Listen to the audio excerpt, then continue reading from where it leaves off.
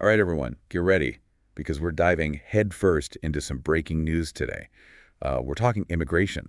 Always a hot topic. Yeah, you said it always seems to be making waves, and today, well, Canada's making a pretty big splash. Oh, absolutely. The Canadian government just dropped this major announcement shaking up their immigration plan. Yeah, and it has everybody talking. They're calling it a pause on immigration. Pause. Now, you probably already know that Canada has always leaned pretty heavily on immigration to fuel their population growth and to keep their economy running smoothly, but seems like they're tapping the brakes a bit. Tapping the brakes, interesting. Yeah, so we've got this news release from Immigration, Refugees, and Citizenship Canada. It's dated today, October 24, 2024. So this is hot off the presses, and it really lays it all out. Wow. It's even titled Government of Canada Reduces Immigration. So you know they're not messing around. Straight to the point. Right. And what's really fascinating to me is that for the first time ever, Canada is setting these specific targets for temporary residents, like international students and foreign workers. Yeah, that's a big shift, isn't it? It's not just about permanent residency anymore. They're really looking at the whole picture. Exactly. So let's break this down a little. They're planning to slash those permanent resident targets from 500,000 down to 395,000 in 2025. Wow. And it keeps shrinking from there. So 380,000 in 2026 and then 365,000 in 2027. Those are some pretty significant drops. Yeah, they are pretty big drops. So I think the big question here is why the sudden change? What's going on? What's prompting this immigration pause? Well, if you go by what the government's saying officially, it's all about easing pressure on things like housing infrastructure, social services. Makes sense. More people means more demand for everything, housing, schools, healthcare, you name it. So they're saying that this pause will give Canada some breathing room to make sure they can actually handle this kind of growth in a way that's, sustainable. Okay, so it's about sustainability, but they're calling it a transitional plan. So that kind of makes you wonder, is this a forever thing or is this just a temporary measure? Right. And we should remember that Canada actually saw this massive surge in immigration after the pandemic. They needed workers to fill all kinds of jobs. But now that things are sort of calming down a bit, it does seem like they're, recalibrating their approach. Adjusting to the new reality. Exactly. And here's where it gets really interesting. They're actually predicting a population decline because of this. Yeah, a decline. That's a big deal. They're saying that Canada's population will actually shrink by 0.2% in both 2025 and 2026. Wow. And that's not just because of fewer permanent residents coming in. It's also because they're anticipating a lot of those temporary residents to leave, those international students and foreign workers. Yeah, you're right. They've been a huge part of Canada's population growth lately. Yeah. So it makes sense that their departure would have a noticeable impact. And speaking of temporary residents, the plan explicitly states that they want to reduce that population down to just 5% of Canada's total population by the end of 2026. That's a pretty ambitious goal. It is. So how are they planning to actually pull that off? Well, they've got a few strategies in mind. First, they're talking about putting a cap on the number of international students coming in. Then they're looking at making the rules for temporary foreign workers a bit tougher. And finally, they're going to focus on encouraging folks who are already here on temporary visas to apply for permanent residency instead. Okay, so kind of like a multi-pronged approach. Exactly. And get this, they're actually projecting a decrease of almost 500,000 temporary residents in both 2025 and 2026. 500,000? That's a huge shift. It's going to be really interesting to see how this plays out, how different sectors and communities in Canada are going to be affected. Think about universities that rely on international students or industries that depend on those temporary foreign workers. This is going to have ripple effects across the entire country. Absolutely. Yeah. But even with all of these reductions, the plan makes it very clear that Canada still wants those skilled workers. Oh, absolutely. In fact, they're actually aiming to increase the number of permanent residents coming in through what they call the economic class to 61.7% of all admissions by 2027. So you can think of the economic class like the express lane for skilled workers. Yeah. If you're a doctor, an engineer, someone with those in-demand skills, you're more likely to get in through this category. Yeah, it's like they're saying we need more skilled workers and we need them fast. Exactly. And it makes sense when you think about it. Countries all over the world are competing for that top talent, especially in those high-growth fields like tech and healthcare. So Canada's trying to stay ahead of the game. Makes sense. And another interesting piece of this plan is their focus on supporting those French-speaking communities, or as they call them, Francophone communities, particularly those outside of Quebec. They want to see Francophone immigration increase to 10% of all admissions by 2027. Yeah, so for those of you who might be hearing the term francophone a lot in this news release, it basically refers to French-speaking communities. And Canada has this whole strategy to attract French speakers, especially to those areas outside of Quebec. It's all part of their commitment to supporting both English and French within Canada. It's an important part of their national identity. It is. So to wrap up this part of our deep dive, let's hear directly from Canada's Immigration Minister, Marc Miller. All right, so in the news release, he emphasizes that these changes are a direct response to the evolving needs and pressures facing Canada today.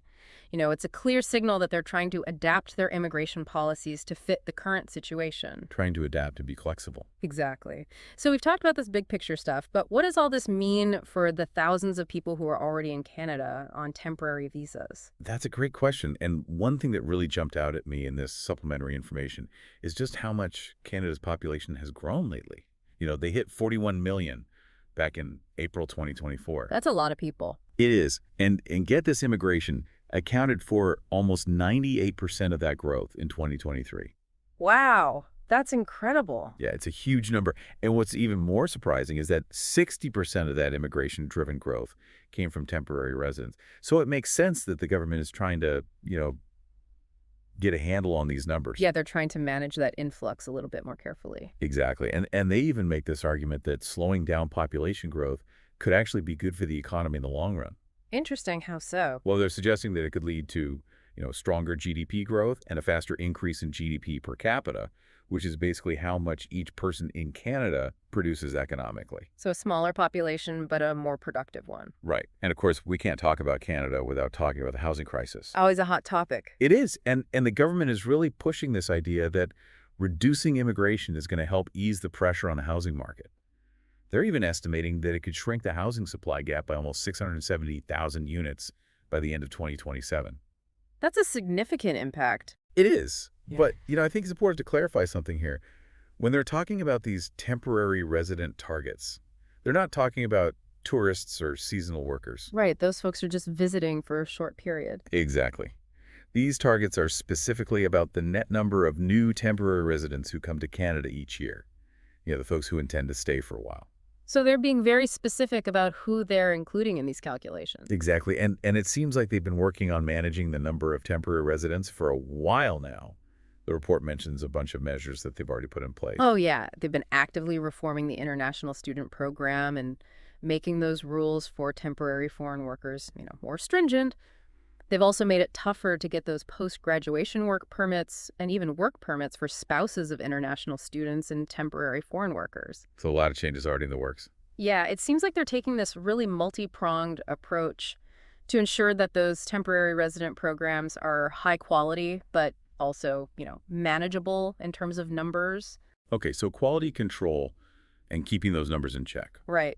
And they're really emphasizing that these changes are all about supporting Canada's long-term economic goals. Yeah. They want to make sure that Canada continues to attract the best and the brightest from all over the world. It's not just about attracting talent, though, right? It's also about making sure that everyone in Canada, both newcomers and those who have been here for generations, has access to good jobs, affordable housing, the support they need to thrive. Absolutely. The plan acknowledges that immigration needs to work for everyone. It can't just benefit a small group. It needs to contribute to the well-being of Canadian society as a whole.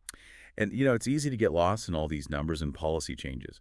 But it's important to remember that behind every immigration application, there's a person, a family with hopes and dreams. Right. These are real people's lives we're talking about.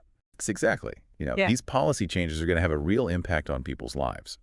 For some, it could mean a longer wait to come to Canada. For others, it might mean having to adjust their plans or even, reconsidering their dreams altogether. It's a reminder that policy decisions, especially those related to immigration, aren't just about numbers and economics. They're about people, families, the future of a nation. Yeah, it's a complex situation with no easy answers, but it's crucial to acknowledge that human cost and to think about how these changes might affect the lives of those hoping to build a new life in Canada.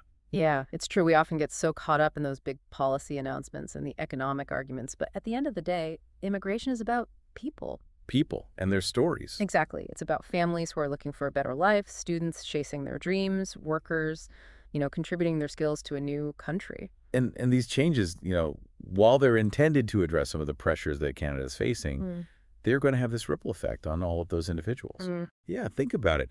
Imagine you're a family who's been saving for years, learning English, doing everything they can to prepare for this move to Canada.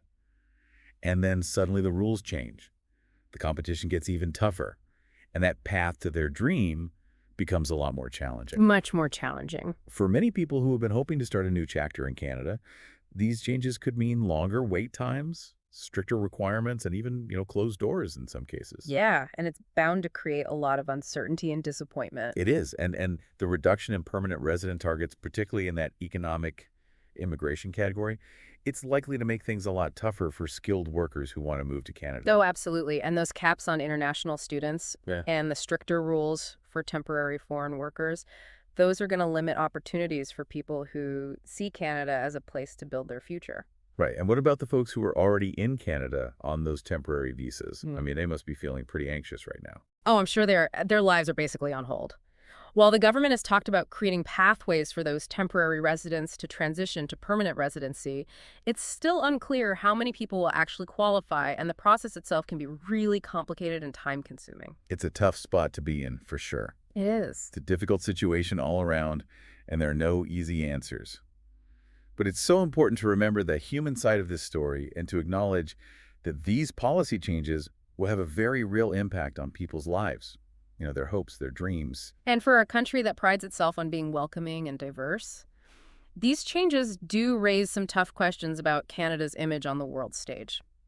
While the government says it's all about ensuring sustainable growth and managing those pressures on housing and services, some people are worried that these changes send a different message. What kind of message? That Canada is becoming less open to newcomers. This deep dive has really been eye-opening. We've explored the ins and outs of Canada's new immigration plan, from the policy changes and the economic arguments to the potential social impact, and most importantly, those human stories at the heart of it all. It's a complex issue with long-lasting implications, and I think it's so important to keep the conversation going.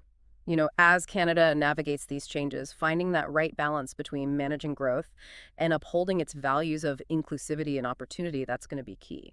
And remember, this is just a snapshot in time. Things are constantly evolving, and as we start to see the real effects of these policies unfold, it's going to be important to revisit this conversation and keep learning. So as you're thinking about all this information, consider this. How can Canada balance its need for controlled immigration with its commitment to diversity and welcoming newcomers? That is a great question. And how can we make sure that those immigration policies are both economically sound and ethically responsible? Those are excellent questions to ponder, and we hope this deep dive is giving you the knowledge and insights you need to participate in those conversations. Absolutely. Remember, knowledge is power, but it's only truly powerful when we share it and use it to make informed decisions. So stay curious, keep learning, and let's continue to explore these complex issues together. Well said. Thanks for joining us on this deep dive. Until next time, keep exploring.